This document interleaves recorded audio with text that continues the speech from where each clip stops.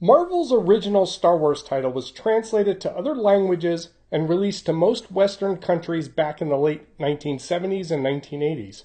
But the story of early Star Wars comic material does not end with Marvel's offerings. In a few countries, unlicensed Star Wars comic books were published. In my experience, the country with the largest offering of bootleg Star Wars material is Indonesia. In this video, we will take a look at the interior pages of one of these unlicensed Indonesian books. As far as I know, this is the first time these pages are being shown anywhere. If there is interest in seeing more of these elusive comics, please leave a comment below. Interior pages. Since this story is unlicensed and the book is rare, I'm going to show all the pages. It is important to note that each page contains only 2 panels, which is standard for most of the original Star Wars material published by Maranatha. This comic, like most of their books, are smaller than the traditional US comic, but contain more than 100 pages. The first 36-page story is Star Wars, and the backup 60-page story is a horror tale. There are also a few pages of ads, including one for the next Star Wars comic. I used Google Translator to translate the Indonesian to English. I did have to play with some of the translation to make it easier to understand. I did the best I could to take pictures of the images of the pages without destroying the comic. The cover page shows a visage of Darth Vader while 2 stormtroopers are taking blaster fire. The artwork for Darth Vader is clearly inspired by Carmine Infantino's work on the Marvel title. The stormtrooper artwork is from a panel inside the story. The title of the story is Behind the Observation Tube, which is also shown on the cover. The story starts with Darth Vader talking to a captured Han Solo. Darth Vader told Han he also has Luke Skywalker and Princess Leia. Out of all the characters in the comic, Han is the least recognizable visually. Gone is his familiar garb. Instead, he is wearing a jumpsuit. I believe this is the continuation of another comic. Luke and Leia are brought in, and there is an interesting exchange of words between our rebel heroes. Han is being his typical charming self, and Leia calls him out on it. Darth Vader gloats that he created this satellite to capture our heroes. Han agrees it worked. Vader then threatens the 3 rebels. Darth Vader explains the Rebel Alliance is about to lose key personnel, making them easier for him to exterminate. He then ignites his lightsaber. Just then, Darth Vader hears the sound of gunfire. Han knows it is Chewbacca. While Darth Vader is distracted, Han kicks the lightsaber out of his hand and then kicks Darth Vader. It isn't out of character for Han to act brashly, but it is out of character for Darth Vader to be so easily thwarted physically. Darth Vader is knocked back by the kick. Leia takes the opportunity to grab Vader's lightsaber, and Han urges them to flee. They exit the room and Han leads the way. I'm guessing the first part of this story explains how Han knows where to run to. Luke questions Han about why they are there. He then tells Leia to use the lightsaber to free them, but to be careful. Darth Vader is upset about the distraction. He wonders how his Imperial soldiers are so inept at capturing the rebels. Darth Vader frustratingly pursues the escaping rebels. As he passes by the hallway with our heroes, Han says they need to help Chewbacca. Chewie is on the move and blasting stormtroopers. Notice here he doesn't have his bowcaster, but instead is using a normal blaster. A stormtrooper points out that Chewie is hiding behind sophisticated machinery. The scientist with him says they need to avoid hitting the machine or the satellite will explode. Our heroes overhear this conversation, and Leia says they need to be careful. Luke thinks they can destroy it with a lightsaber. Han brashly acts. Han lunges at an Imperial stormtrooper and takes his weapon. The other Imperial stormtroopers begin firing at Han, but he is too quick for them. Han takes out one of the stormtroopers and tells Luke he needs to get his weapon. Luke is able to evade fire and grab the weapon. Meanwhile, Princess Leia moves into the corridor. Darth Vader orders his men to take the rebels dead or alive. He then threatens to kill his own troops if they fail. Vader is now uncharacteristically brandishing a blaster. Leia sneaks up behind Vader and shows empathy for his troops. Leia threatens to use Vader's own lightsaber on him.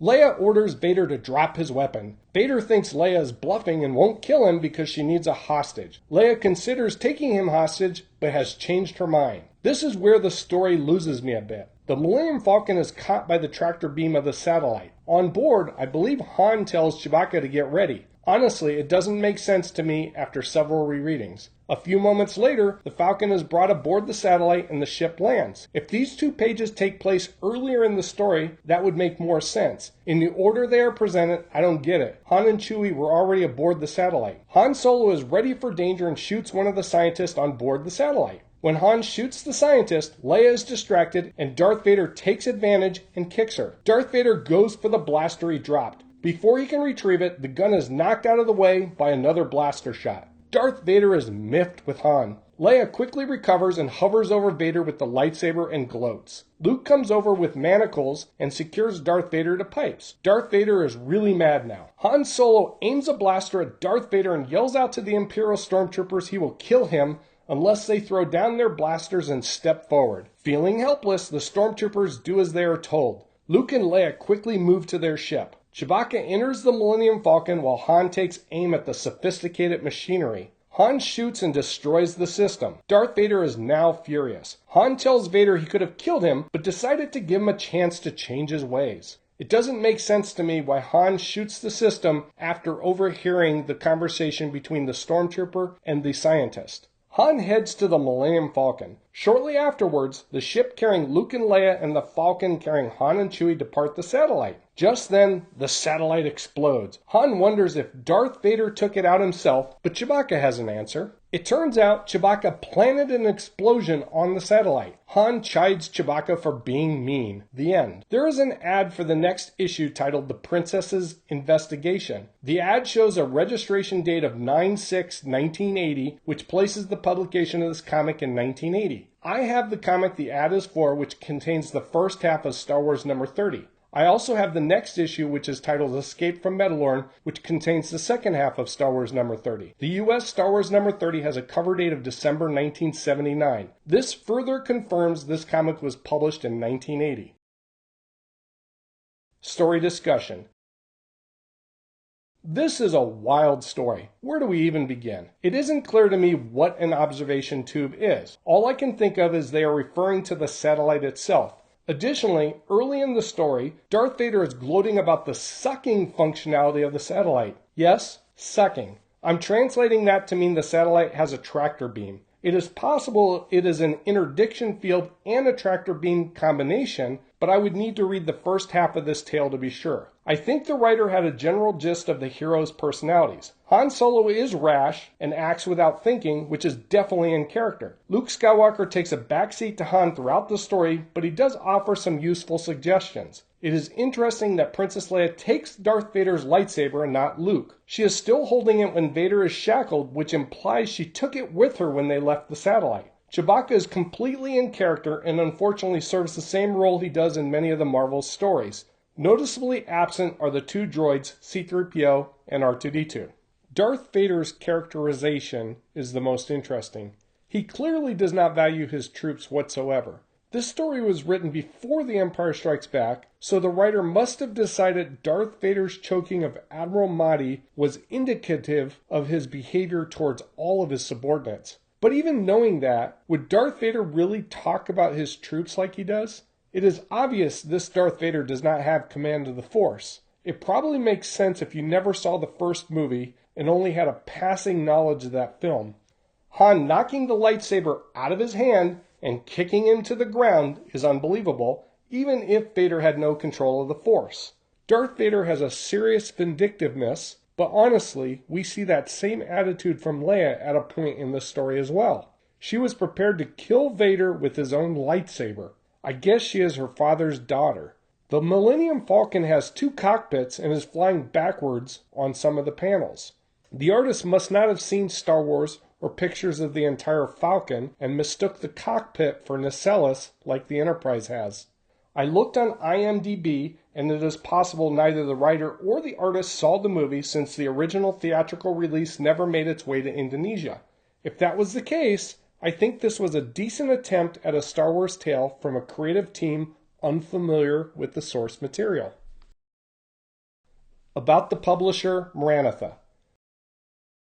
There were several publishers of Star Wars comics in Indonesia, but the most prolific is a publisher called Maranatha.